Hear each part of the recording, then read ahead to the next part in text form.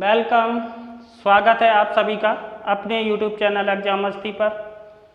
आज आपके लिए एक नया टॉपिक, नया चैप्टर HCF एंड LCM, मासापा और लासापा। ज़रा ध्यान से समझना, ये वीडियो बहुत ही ज्ञानवर्धक होने वाला है, क्योंकि किसी भी परीक्षा में आप जब बैठते हैं तो इसमें से कम 2 क्वेश्चन पूछे जाते हैं। आज सबसे पहले बेसिक कॉन्सेप्ट समझिए, फिर आपको वो कॉन्सेप्ट बताएंगे जो आप क्वेश्चन देखते ही उड़ा दोगे, 1-2 सेकंड से ज़्यादा समय नहीं लगेगा। आगे बेसिक कॉन्सेप्ट समझिए, उसके बाद ले चलते हैं क्वेश्चनों की ओर। चलिए समझते हैं।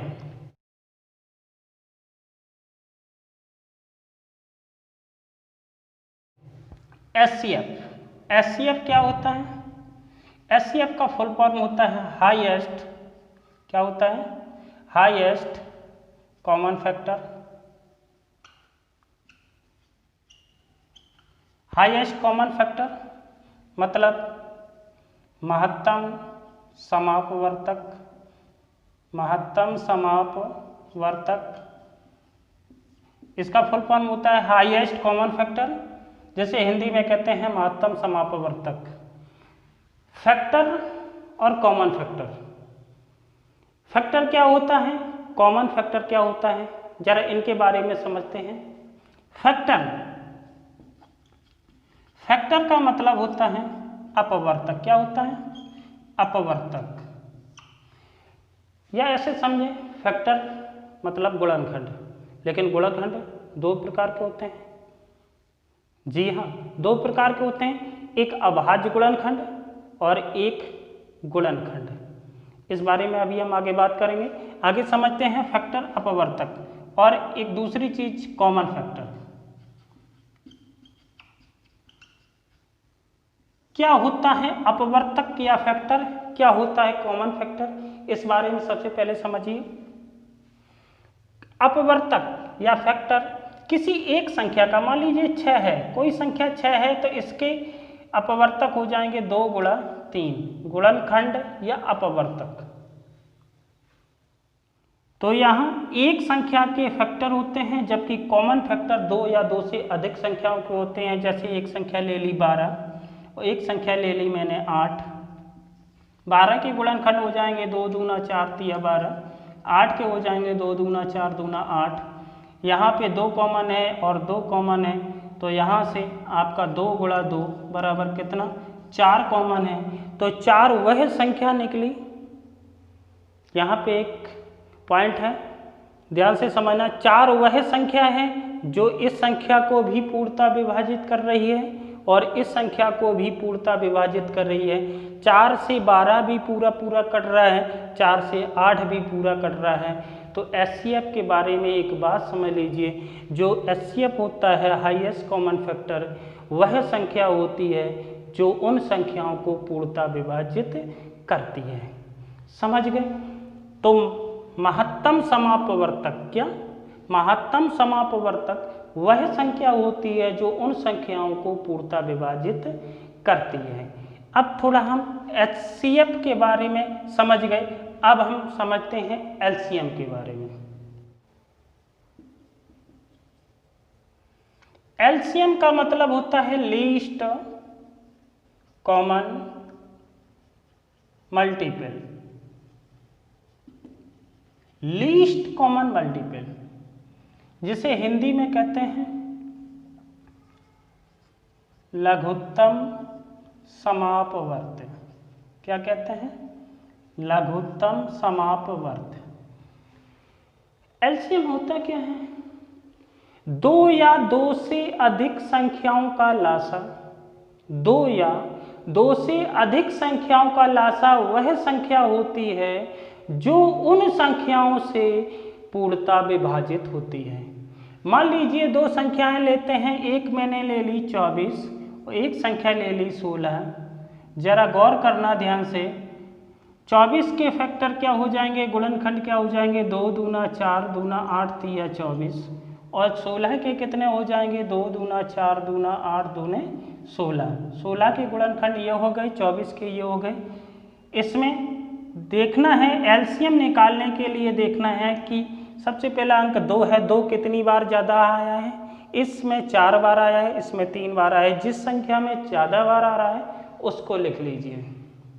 तो 2 4 बार आया है, 2 पर घाते 4। अब 3 सबसे अधिक बार किस संख्या में आया है, तो 3 तो इसी में आया है 24 में, तो 3 को एक ही बार आए, 1 लिख लिया।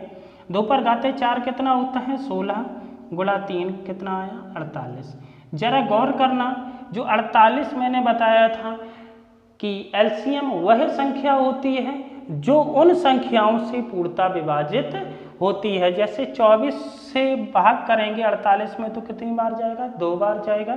16 से 48 में भाग करेंगे तो कितनी बार जाएगा, 3 बार जाएगा। तो समझना कि एलसीएम वह संख्या होती है जो उन संख्याओं से पूर्णतः विभाजित होती है। एलसीएम निकालने के 2 तरीके होते हैं, एचसीएफ निकालने के भी 2 तरीके होते हैं। एक होता है गुणनखंड विधि, कौन सी होती है, एक होती है गुणनखंड विधि और दूसरी होती है भाग विधि। दूसरी कौन सी होती है, भाग विधि। अब दोनों विधियों को हम विस्तार में समझेंगे। सबसे पहले हम समझते हैं गुणनखंड विधि। मैंने बताया था कि गुणनखंड भी 2 तरह से होते हैं, एक गुणनखंड, एक अभाज्य गुणनखंड। तो यहाँ पर हम बात कर रहे हैं अभाज्य गुणनखंड की, अभाज्य गुणनखंड। अब क्या होता है अभाज्य गुणनखंड और क्या होता है गुणनखंड, इस बारे में समझिए कि गुणनखंड किसी भी संख्या के कम से कम 2 गुणनखंड तो होते ही हैं, चाहे वह संख्या अभाज्य हो या भाज्य हो। जैसे मान लीजिए एक संख्या 5 है तो इसके गुणनखंडों की संख्या कितनी होगी। काफ़ी लोग ये बात नहीं समझते हैं कि गुणनखंड, लोग कहेंगे 5 का गुणनखंड तो अकेले ही 5 होता है क्योंकि 5 तो अभाज्य, जबकि ऐसा नहीं है। 5 के 2 गुणनखंड होंगे, एक तो 1 होगा, एक 5 होगा, क्योंकि 1 वह संख्या है जो प्रत्येक संख्या का गुणनखंड होती है। अब बात आई अभाज्य गुणनखंड की। जैसे मान लीजिए 12 है, 12 के गुणनखंड कितने होंगे, 1 2 3 4 6 12। गुणनखंड क्या होता है, सबसे पहले समझना कि गुणनखंड वह संख्याएं होती हैं जिन संख्याओं से उस संख्या में पूरा भाग जाता है। गुणनखंड वह संख्याएं होती हैं जिन संख्याओं का उस संख्या में पूरा भाग जाता है, जबकि अभाज्य गुणनखंड, समझिए अब अभाज्य गुणनखंड के बारे में, मान लीजिए 12 है तो 12 के अभाज्य गुणनखंड कितने हो जाएंगे, 2 दूना 4 तिया 12। तो अभाज्य गुणनखंड और गुणनखंड के बारे में आप समझ गए होंगे। तो यहाँ पर हम बात कर रहे हैं सिर्फ अभाज्य गुणनखंड की। तो गुणनखंड विधि से सबसे पहले हम क्या निकालेंगे, एचसीएफ निकालना समझेंगे। एचसीएफ सबसे पहले गुणनखंड विधि से और फिर भाग विधि से। मान लीजिए एक संख्या है 36 और 48, 36 और 48, 36 के गुणनखंड करेंगे, मतलब प्राइम फैक्टर, इसे समझ लेते हैं, इंग्लिश में कहते हैं प्राइम फैक्टर मेथड। क्या कहते हैं, प्राइम फैक्टर मेथड। तो 36 के गुणनखंड कितने होंगे, 2 दूना 4 तिया 12 तिया 36। 48 के कितने हो जाएंगे, 2 दूना 4 तिया 12 दूना 24 दूना 48। जरा गौर करना, 2 कट रहे हैं, 2 कट रहे हैं, 3 कट रहे हैं, इनमें से कोई नहीं कट रहा है, तो इसका एचसीएफ हो जाएगा 2 गुणा 2 गुणा 3, 2 दूना 4 तिया 12। एचसीएफ कितना हुआ, 12। एक एक बात को जरा गौर से समझना, 36 और 48 का हम फैक्टर विधि से कर चुके हैं। अब हम समझते हैं डिवीजन मेथड, भाग विधि। भाग विधि, भाग विधि से एचसीएफ निकालना, इसे इंग्लिश में कहते हैं डिवीजन मेथड। डिवीजन मेथड जैसे दो संख्याएं लेते हैं हम, मान लीजिए एक 16 ले ली, एक मैंने मान लीजिए 42 ले ली। तो इसका एचसीएफ कैसे निकालना है? 16 और 42 का भाग विधि से। तो 16 का भाग लगाएंगे इसमें, 16 दूना 32, कितना बच रहा है? 10 बच रहा है।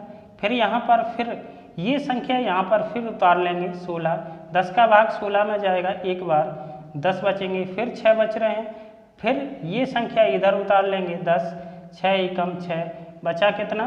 4, फिर ये संख्या इधर उतार लेंगे 6, अब 4 एकम 4, बची कितनी? 2, फिर ये संख्या इधर उतार लेंगे 4, 2 दूना 4, जब तक ये कट ना जाए तो इसी प्रकार चलाते रहेंगे। तो इसका जो लास्ट में, ये जो लास्ट में जिस संख्या का भाग जाता है वही उन संख्याओं का क्या होता है? एचसीएफ। तो इस 16 और 42, 16 और 42 का एचसीएफ कितना हुआ? 2। कितना हुआ? 2। आशा करते हैं ये भी विधि आपको समझ में आई होगी। चलिए, ये तो रहा बेसिक कॉन्सेप्ट हमारा एचसीएफ निकालने का। अब समझते हैं बेसिक मेथड एलसीएम निकालने का। एलसीएम निकालने का भी दो ही तरीका होता है, एक गुणनखंड विधि मतलब प्राइम फैक्टर मेथड और दूसरा डिवीजन मेथड। तो जरा गौर करते हैं एलसीएम के बारे में। एलसीएम के बारे में चलिए, मान लीजिए हमने एक संख्या ले ली 24 और एक संख्या ले ली 36। इसका मैं सबसे पहले फैक्टर मेथड से इसके फैक्टर करेंगे। 2 दूना 4, 3 12, 4 इधर लिखते हैं, 4 दूना 8, 3 24। 36 के करेंगे 2 दूना 4, 3 12, 3 36। समझना, दो तरीके से समझते हैं इसे। पहला तरीका है कि इसको काट लीजिए, जो कट रहे हैं वो उतार लीजिए और जो नहीं कट रहे हैं वो भी उतार लीजिए। यही यहाँ भी 3 कट रहे हैं, इनका मल्टीप्लाई करिए। 2 दूना 4 दूना 8, 3 24, 3 72। तो 24 और 36 का एलसीएम में फैक्टर मेथड से कितना आ रहा है? 72। ये डिवीजन मेथड से भी आना चाहिए इतना ही। तो ये फैक्टर मेथड आप समझ गए होंगे। अब हम चलते हैं डिवीजन मेथड की ओर।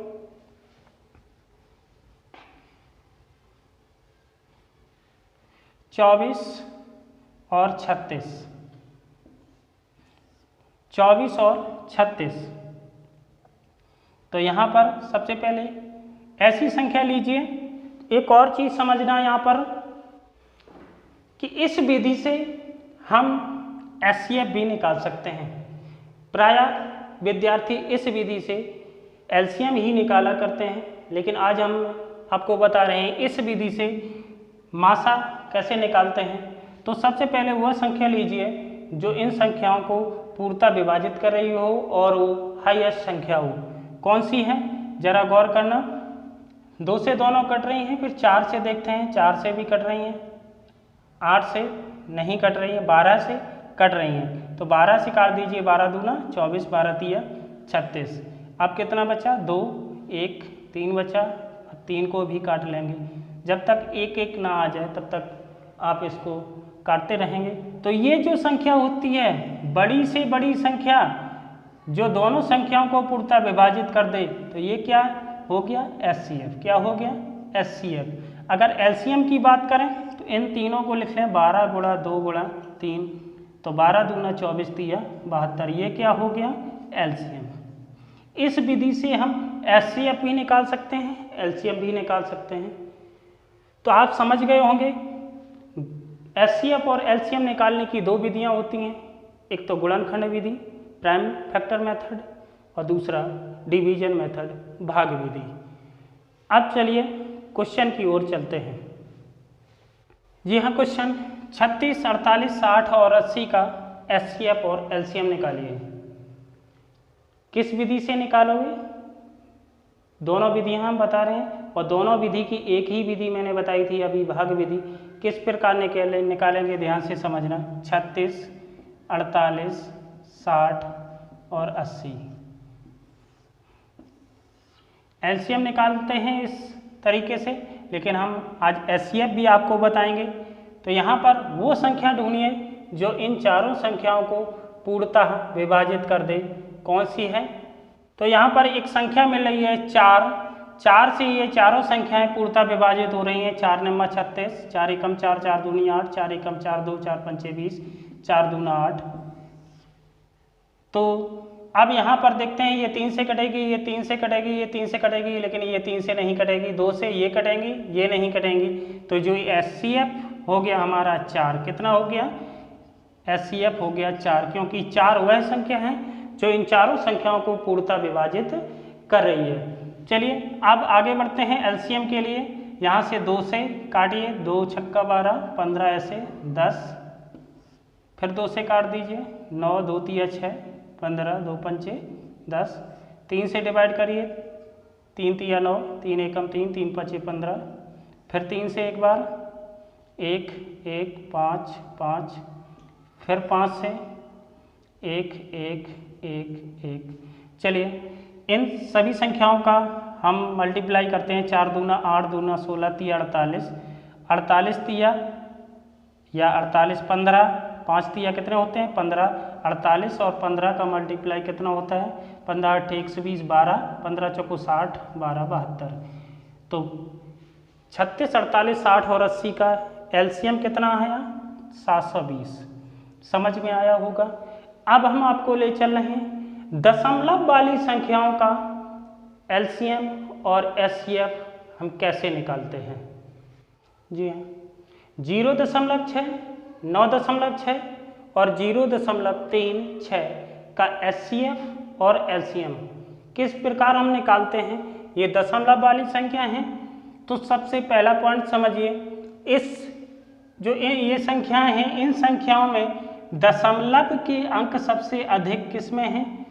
तो इसमें नजर आ रहा है, इसमें 2 अंक हैं, इसमें 1 अंक है, इसमें 1 अंक है। तो सबसे अधिक इस संख्या में 2 अंक हैं। तो सबसे पहले इन सभी संख्याओं को आप दशमलव के 2 अंकों तक ही बना लीजिए।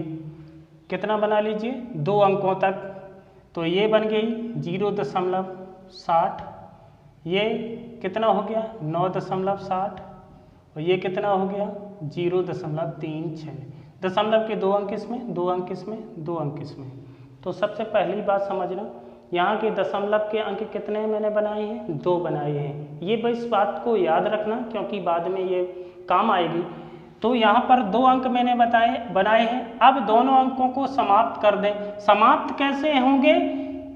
100 का गुणा करने पर। जब 2 0 का गुणा करेंगे तभी तो ये दशमलव खत्म होगा। तो 100 का गुणा करने पर ये दशमलव खत्म होंगे। तो बाद में जब भी हम LCM और HCF निकालेंगे, तो जब आंसर आएगा तो उसमें हम 100 का भाग लगा देंगे तो आंसर निकाल लेंगे। अभी हम क्या कर रहे हैं, इसमें सभी तीनों संख्याओं में 100 से गुणा करते हैं। तो ये हो जाएगी 60, ये हो जाएगी 960 और ये हो जाएगी 36। अब इसका हम LCM और HCF निकालते हैं। सबसे पहले मुझे नज़र आ रहा है 12 से कटाया, 12 पंचे 60, 12 अट्ठे 96, 12 तिया 36। अब देखना ध्यान से, ना तो ये संख्या 5 से कट जाएगी लेकिन ये नहीं कटेगी, ये 3 से कट रही है लेकिन ये 3 से दोनों नहीं कटेंगी। तो ये जो अधिकतम ये संख्या आ गई 12, ये क्या हो गया आपका? HCF। क्या हो गया? HCF। अब 5 से काटते हैं, 5 एकम 5, 5 एकम 5, 3 5 छक्का 30, 3। अब 3 से काट देंगे, 16, 3 16, 3 का 1 यहाँ आएगा। अब 16 से काट देंगे तो LCM कितना हो जाएगा इसका? 12 गुणा 5 गुणा 3 गुणा 16। अब इन चारों संख्याओं का गुणा करेंगे, 12 पंचे 60, तिया 180, 180 और 16 का गुणनफल हो जाएगा 2880। कितना हो जाएगा? 2880।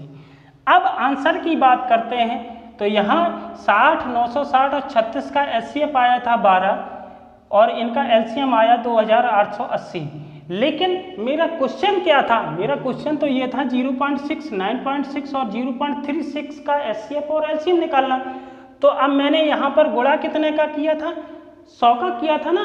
तो अब यहाँ पर HCF निकालने के लिए क्या करेंगे, 12 में 100 का भाग लगा देंगे तो कितना आएगा 0.12।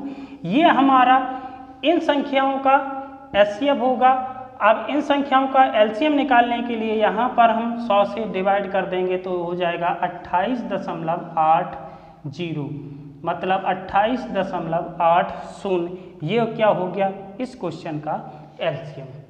दशमलव वाली संख्याओं का HCF और LCM बेसिक मेथड से इस प्रकार हम ज्ञात करते हैं। चलिए अब हम चलते हैं भिन्नों का HCF और LCM हम किस प्रकार निकालते हैं, जरा गौर करना। ये दो क्वेश्चन हैं, 4/5, 6/25 और 8/15 का HCF और LCM, 2/3, 5/6, 1/9 का HCF और LCM हम किस प्रकार निकालेंगे। एक एक पॉइंट जरा गौर से समझना। यहाँ पर फॉर्मूला की बात करते हैं तो भिन्नों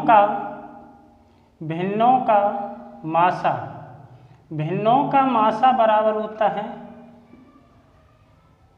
अंशों का मासा बटे हरों का लासा।